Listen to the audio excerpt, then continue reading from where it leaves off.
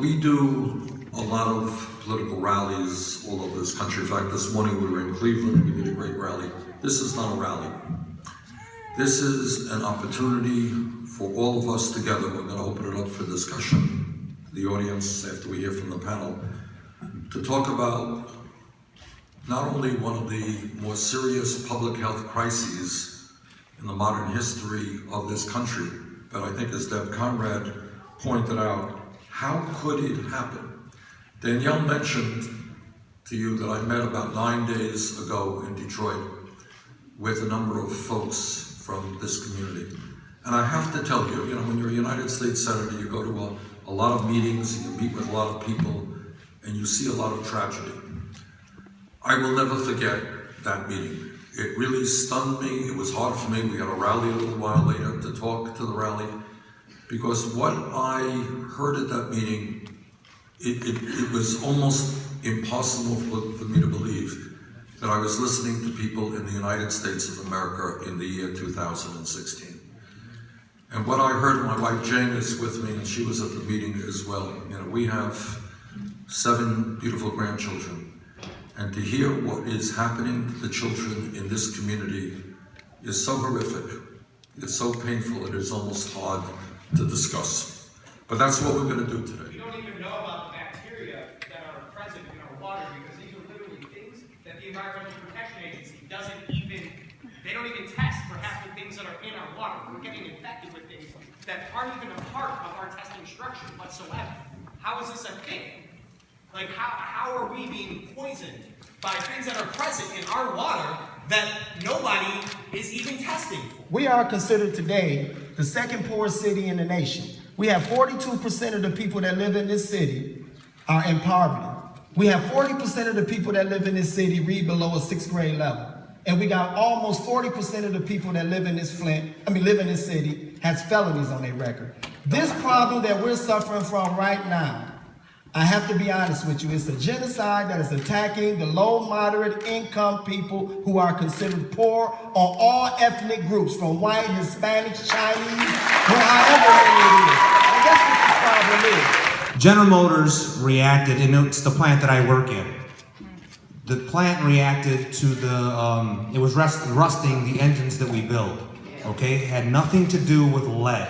They tested for everything, the whole spectrum. I've had follow-up conversations with them just a couple weeks ago to find out what they knew.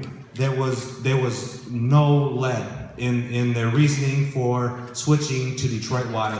The water that they were getting from Flint was too corrosive for their engine, causing rust, causing defects, creating problems in the product they were putting in the cars that people are buying and driving.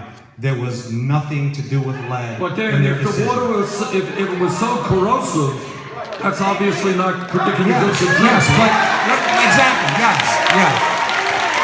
If you had your druthers right now, if you had federal, state, and local government responding to the needs of the people of Flint, what would happen now? What would you like to see? All right, hold on. Raise your hand, ma'am, right here. What I want to see, what I think the community wants to see, is accountability.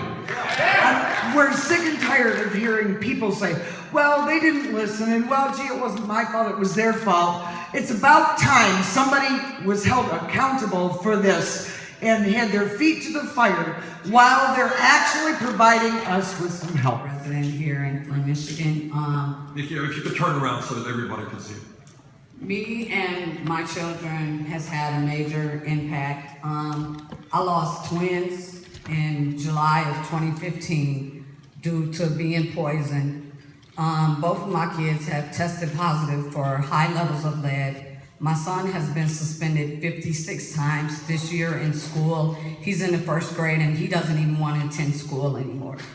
So this is a real problem here in Flint, and I would like to know, after this President Kent's campaign, what would you do to help us here in Flint? Okay. I'm happy to try to answer that, but let me get back to it. Do you attribute your son's behavior to the poisoning that he's experienced? Yes, sir. He's been at this school 2 years. He's at International Academy of Flint. Last year, he was suspended 1 time. Like I said, this year, since the exposure of my son's lead, He has been suspended 56 times. I feel like they're gonna fail my son because, I mean, he's been out of school. And I took the paperwork to the school that he's been affected by this lead.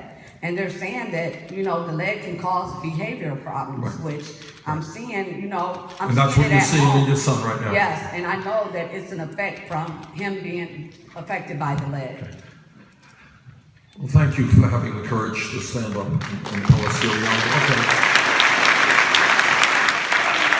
And you have people out there talking about hundreds of billions of dollars in tax breaks for the top 0.2%, but apparently we cannot adequately fund cities and towns throughout America. All right. Flint can be a leader, and that's what you're doing in changing national priorities and saying that every city and every town in this country is entitled to a strong infrastructure, good health care, good educational opportunities for their kids, a good environment. If we get our priorities right, that's what we've got to do. Thank you all very much for coming out.